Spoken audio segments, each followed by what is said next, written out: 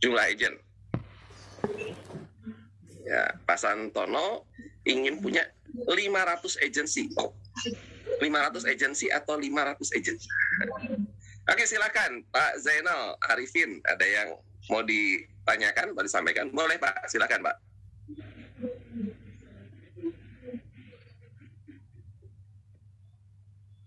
Oke, Bu Lina, punya 500 agent yang berjalan, punya penghasilan 100 juta per bulan. Yes, ini clear. Ya. Ada lagi? Pak Eko, saya ingin memiliki cabang agensi di seluruh kabupaten kota se-Kalimantan. Ya, ini juga bisa lebih clear ya, karena memang kita tinggal jumlahkan aja, ya nanti bikin checklistnya ya. Misalnya kabupaten ini saya udah punya belum? Ya, jadi strateginya nanti kita bisa tahu. Misalnya, untuk di kota ini saya belum punya, kapan kita membuka? Nah itu nanti strateginya lebih jelas. Jadi kenapa kita perlu punya gambaran yang jelas dulu. Contoh misalnya kalau saya bilang, saya mau pergi ke Bali. Ini nggak jelas. Ya, nanti teman-teman di Bali nggak jelas mau jemputnya di mana. Mau diantar kemana. Karena saya nggak tahu juga Bali kemana. Tapi kalau saya bilang, saya mau ke Denpasar. Nah ini pun sebenarnya masih belum jelas. Satu kali saya pernah naik taksi, kemudian taksinya nanya, ya dari bandara nih, dari Ngurah Rai. Ya saya kebetulan 6 tahun tinggal di Bali. Ya, jadi dari Ngurah Rai itu nanya, Pak mau kemana? Denpasar ya? Saya bilang, ya Denpasar. Saya sibuk aja. Nggak sengaja udah nyampe ke Denpasar. Dia nanya, Pak ini udah 5 menit yang lalu di Denpasar Pak. Denpasarnya mana? Oh iya sorry, saya lupa ngasih tahu alamatnya. Akhirnya kan muter-muter karena nggak jelas. Tapi perlu alamat yang jelas agar kita efektif, nggak muter-muter. Jadi kita bisa atur nih, Januari kita mau kejar apa, Februari mau kejar apa, ya ini udah Februari ya, Februari mau kejar apa, Maret kejar apa, dan bisa dievaluasi setiap bulannya. Evaluasi gunanya apa? Bukan hanya untuk kemudian kita berpikir, wah tercapai nggak tercapai, bukan itu. Tapi evaluasi itu gunanya untuk melihat, kalau belum tercapai, kenapa belum tercapai, apa yang perlu diubah atau diperbaiki, atau yang perlu ditambahkan. Demikian juga kalau tercapai, kita evaluasi. Kita bisa nyampe bulan ini karena kita melakukan apa. Sehingga kalau itu hal yang ternyata menghasilkan, kita bisa jadikan itu model untuk agensi kita, dan bisa kita ulangi atau duplikasi lagi di bulan berikutnya. Jelas ya? Jadi ini gunanya agar agensi berjalan. Jadi kita bukan kayak kebanyakan orang ya bikin usaha, ya, bikin apa, setelah itu jalan nggak jalan ya urusan belakangan, nggak gitu. Ya, ada clear. Kalau kita melakukan sesuatu harus ada tujuannya. Ya, apapun juga dalam hidup kita, melakukan apapun harus ada tujuan yang jelas. Ya. Oke. Ya, Pak Mulyadi, memperbanyak jutaan generator income. Oke, boleh ditetapkan ya Pak, jutaannya itu berapa gitu ya. Boleh kok, nggak masalah ya. Nanti kalau mau 100 juta juga nggak masalah ya. Oke, tapi angkanya, kenapa agar bisa diukur ya? Misalnya nanti sudah, misalnya Februari, dapat berapa nih? Berarti nggak sisa berapa lagi? Sehingga bisa diatur nih. Bulan depan berarti saya harus kejar berapa? Ya paling tidak target kita dalam tahun ini dulu. Ya, clear. 1 hari dapat 1 agen aktif, yes. Ya, ini clear ke tindakannya, ya, fotonya. Jadi silakan Bapak Ibu dibuat ini, karena kenapa? Nanti ini juga yang perlu, yang saya sampaikan ke Bapak Ibu, ini juga yang perlu Bapak Ibu sampaikan kembali ke agen Anda. Ya, ini yang namanya duplikasi. Kalau kita ingin mengembangkan bisnis, kita perlu mampu melakukan yang namanya duplikasi. Kita memahami, kita lakukan, kemudian kita ajarkan. Jadi nggak bisa kita ajarkan kalau kita belum melakukan, feel-nya nggak dapat kita. Ya, kita nggak bisa tahu nih kesulitannya apa. Jadi kita pahami, kita lakukan, kita ajarkan. Ya, nanti ke tim Anda silahkan minta. Apa sih target kamu Pak? Ya, jadi target saya pengen dapat ini. income sekian. Oke, bagaimana cara mencapai income sekian? Dari komisi sekian persen dari apa misalnya? Dari penjualan ini misalnya. Atau dari merefleksikan atau merekrut. Ya. Oke, kalau begitu berapa banyak yang perlu Anda jual? Berapa banyak yang perlu Anda rekrut? Sehingga dia punya target untuk kinerja per bulannya. Itu clear. Jadi karena akan terkoneksi dengan kepentingannya dia, ya bukan kita yang semata-mata mau istilahnya cuma kita karena yang nyuruh. Kamu target kamu gini ya. Nah ini yang sering kali agen-agen berhenti tengah jalan karena seakan-akan cuma kita yang nyuruh. Dia nggak merasa punya kepentingan di situ. Ya, tapi kalau kita ajak mereka agar terdorong punya motivasi dari diri sendiri, itu yang akan lebih kuat nantinya. Nah ini bicaranya soal apa? Motivasi. Ya, kalau itu bicara motivasi. Apa itu motivasi? Motivasi berasal dari dua kata, yaitu motive to action. Motivation ya, bahasa Inggrisnya. Motive to action. Alasan dasar untuk melakukan sebuah tindakan. Alasan atau dasar yang mendorong kita melakukan sebuah tindakan. Itu adalah motivasi. Apa yang membuat sesuatu menjadi motivasi? Karena hal itu penting dan berharga bagi kita. Untuk kita perjuangkan. Nah, ketika tadi Bapak Ibu semua menuliskan target dan goalnya, pertanyaan saya, apakah target dan goal itu penting nggak buat Bapak Ibu? Ini hal yang sama ya, nanti kita tanyakan ke tim kita.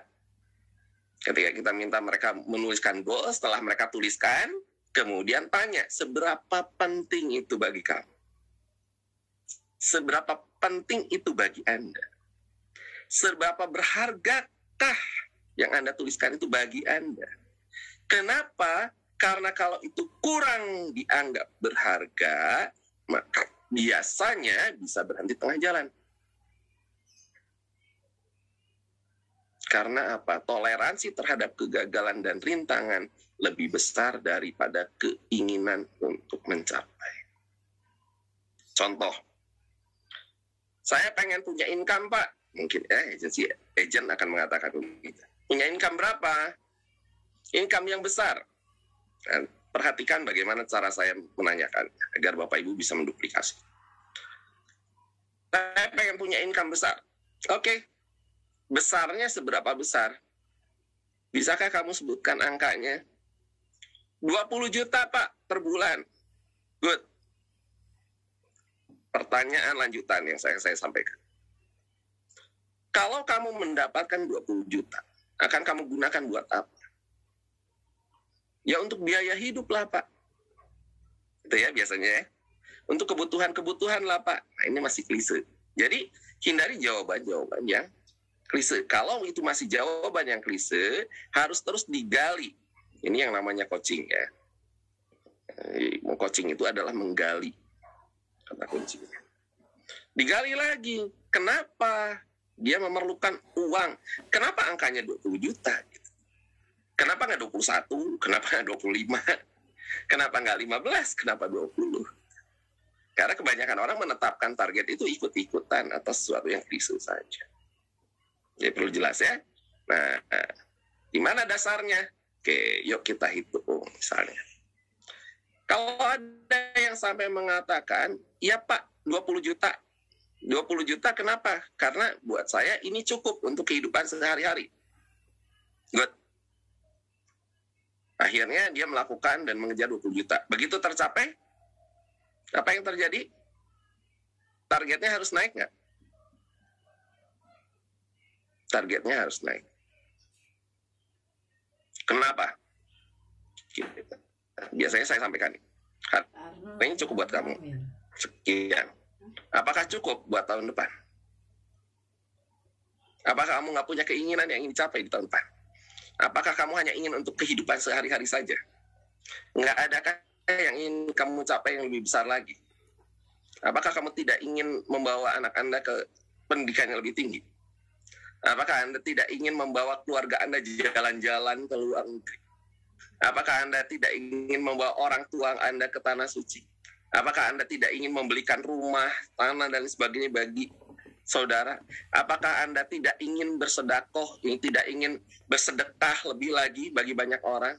Apakah Anda tidak ingin membantu lebih banyak orang yang membutuhkan?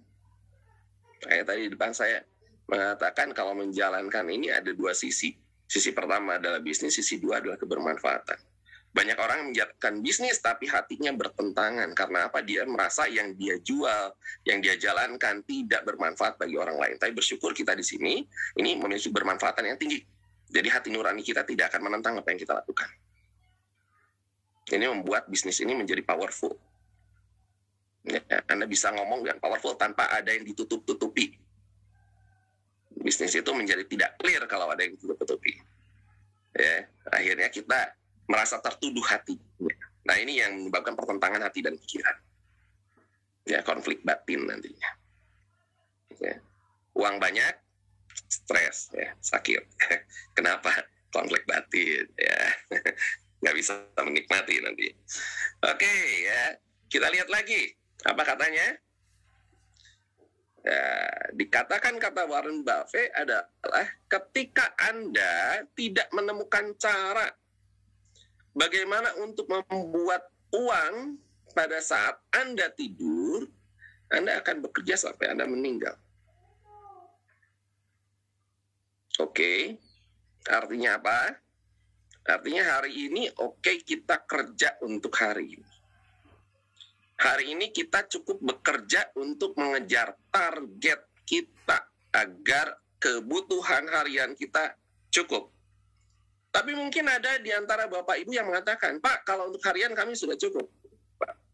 Pak, saya juga punya bisnis lain. Kami punya bisnis properti, kami punya banyak ini, dan ini hanya sambilan aja di kami. Nah, ini dia masalah.